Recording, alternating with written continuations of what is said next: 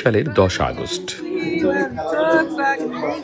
গ্রীষ্মের এক উজ্জ্বল সকালে বাংলাদেশ অ্যাসোসিয়েশন অব আলবানি রঙিন আয়োজনে জন বয়েড থ্যাচার স্টেট পার্কের একাংশকে পরিণত করেছিল আনন্দ, সংস্কৃতি আর ঐক্যের মিলন মেলায়।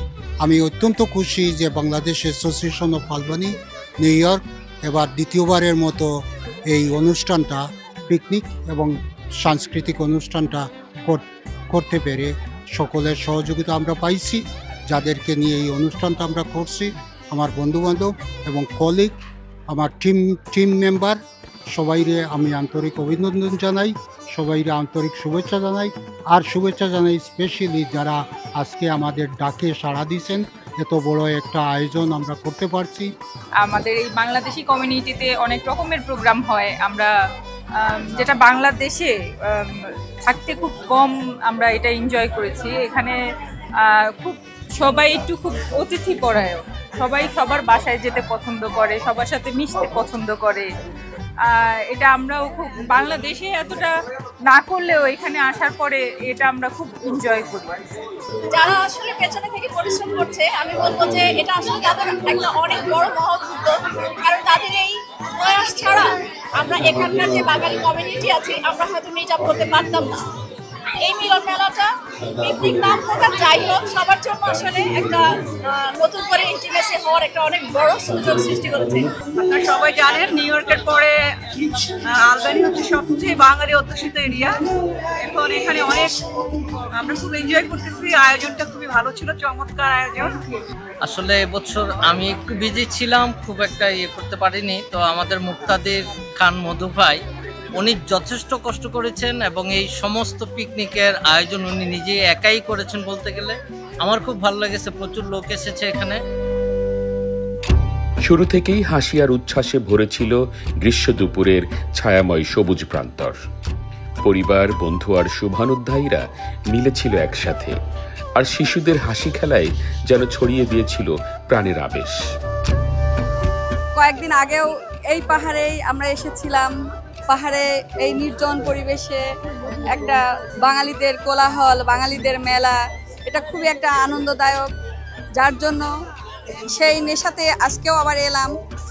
এখানে সুবিস্তর জায়গা আছে, সেখানে বাচ্চারা খেলা করতে পারছে, অন্যান্যরা ম্যাট বিছিয়ে বসে আছে এবং বসার পর্যাপ্ত জায়গা আছে, অনেক গাড়ি টাড়ি সব কিছু পর্যাপ্ত জায়গা। পাহাড়ের উপরে এত সুন্দর ব্যবস্থা, সব মিলে খুবই ভালো লাগছে। আমার বাঙালি ভাইয়েরা যারা এই আয়োজন করেছেন তাদেরকে সবাইকে ধন্যবাদ। আমরা আলবানিতে নতুন এসেছি, সেই জায়গা থেকে আমরা এখানে যে আমন্ত্রণ পেয়েছি সেজন্য খুবই ভালো লাগছে।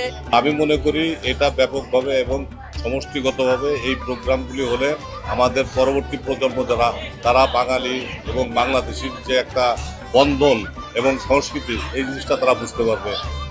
গুলশান ক্যাফে অ্যান্ড সুইটসের সরবরাহ করা দেশীয় খাবারের স্বাদ বারবার মনে করিয়ে দিচ্ছিল আপন জন্মভূমিকে, যা মিলন মেলাটিকে আরো উষ্ণ আর হৃদয়গ্রাহী করে তুলেছিল। যে পিকনিকটা আসলে খুব সুন্দর, বাঙালিদের পিকনিকগুলো সবসময় অনেক নাইস হয়।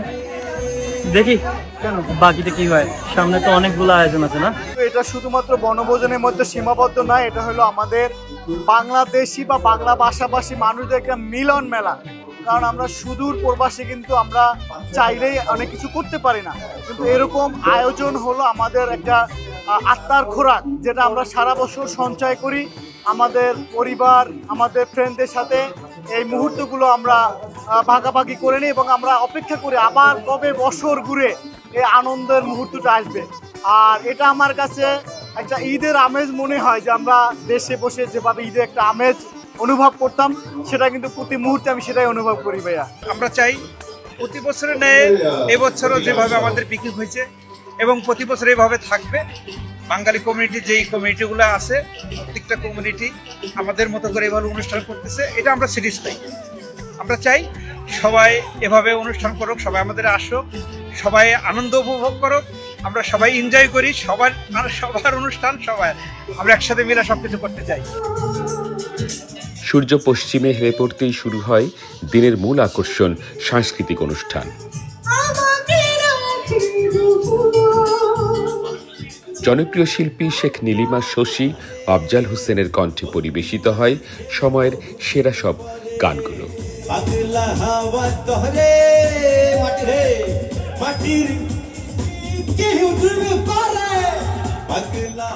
এবার এসে খুবই ভালো লাগছে, মনে হচ্ছে একদম পরিবারের সাথে আছি।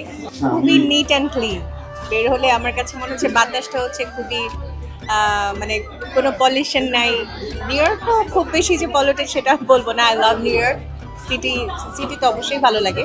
নিউ ইয়র্কে থাকি 91 থেকে, তখন থেকেই দেখছি যে এখানে পিকনিক হয় প্রতি বছর সামার টাইমে, এবং সব কমিউনিটির মানুষরাই এই পিকনিকের জন্য তারা অপেক্ষায় থাকে এবং অনেক এনজয় করে।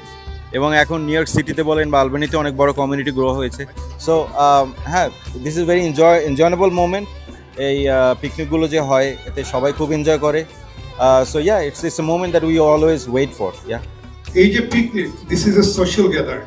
Social gathering is very important. আজকে যদি সোশ্যাল গ্যাদারিং না হতো হয়তো আমি এখানে আসতাম না, তাই না? এবং আপনারা একজন আরেকজনের সাথে পরিচিত হচ্ছেন।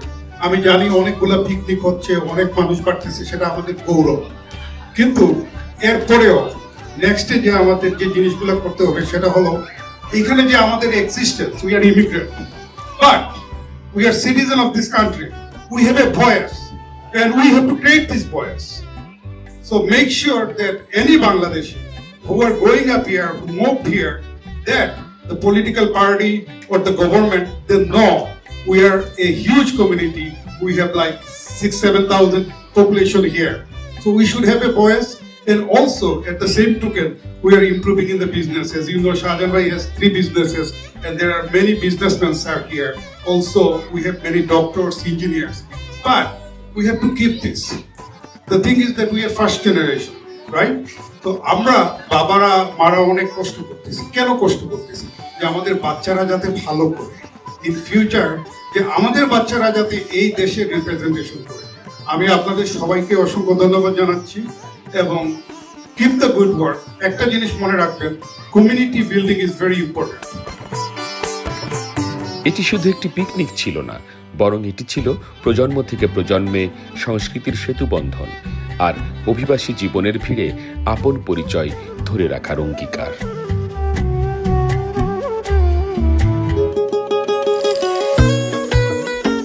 Critic content.